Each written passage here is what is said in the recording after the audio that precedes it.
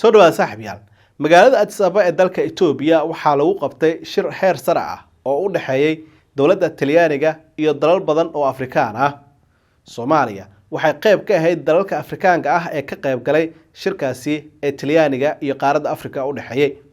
Talyaanigu wuxuu shirkaasi ku soo bandhigay doonistiisa inuu dib ugu soo laabto qaaradda Afrika isagoo xoojinayo xiriirkii taariikhiga ahaa ee kala dhaxeeyay qaaradda Afrika dhinacyada dhaqaalaha, iskaashiga amniga iyo xoojinta ka hortagga tahriibka. Haddaba waxaynu eegi doonaa Soomaaliya oo qayb ka ah dalalka xiriirka taariikhiga ah lahaa Talyaaniga waxyaabaha uu ka faa'iidi karo shirkaas iyo qodobada ka soo baxa. Soomaaliya iyo Talyaaniga waxaa ka dhaxeeyay xiriir taariikhi ah oo soo taxnaatan iyo xilligii gumaysiga. Inkastoo taariikhdaasi ay leedahay dhinacyo kala duwan, haddana maanta waxay fursad u tahay in la helo iskaashi dawladeed, in la helo taageero sharci dejin iyo maamulka maaliyadda, iyo in la xoojiyo xiriirka diblomaasiyadeed ee Midowga Yurub. Dawladda Talyaaniga waxa uu ka mid yahay dalalka saameynta ku leh siyaasadda Midowga Yurub, taasoo Soomaaliya u sahli karta inay hesho taageero dheeraad ah oo ka timaada Yurub. Fursadaha dhaqaale iyo maalgashi. Shirkan wuxuu Soomaaliya u furi karaa albaab cusub oo maalgashi, gaar ahaan kaabayaasha dhaqaalaha, dib u dhiska dekedaha, horumarinta garoomada diyaaradaha, dhismaha wadooyinka iyo isku xirka ganacsiga. Talyaanigu wuxuu daneynayaa mashaariicda tamarta nadiifta ah. Soomaaliyana waxay leedahay cadceed badan iyo dhul furan, waxayna noqon kartaa meel soo jiidasho leh oo Talyaanigu aad u daneynaya.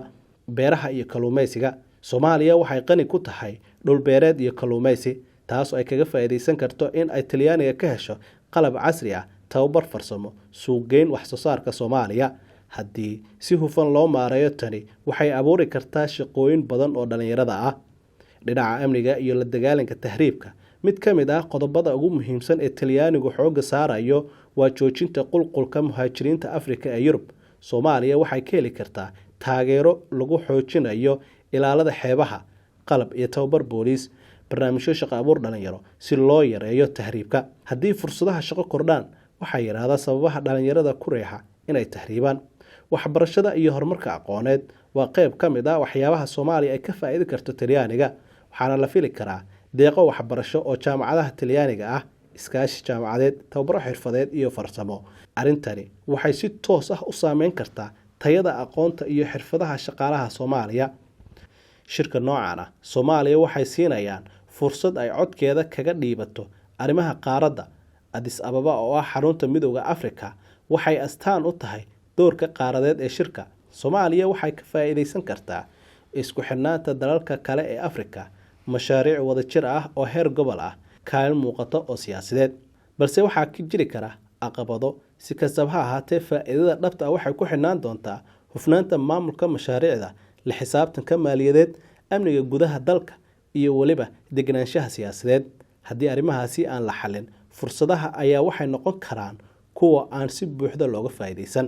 Shirka Talyaaniga iyo Afrika ee Addis Ababa ka dhacay wuxuu Soomaaliya u yahay fursad istiraatiiji ah oo dhinacyo badan, dhaqaale, amni, waxbarasho iyo diblomaasiyadeed. Laakiin su'aasha isweydiinta mudan ayaa waxay tahay, Soomaaliya ma leedahay qorshe cad oo ay uga faa'iideysan karto fursadahani? Haddii ay jirto hoggaan leh aragti fog iyo maamul hufan, shirkan wuxuu noqon karaa mid wax badan ka bedeli kara jihada horumarka dalka.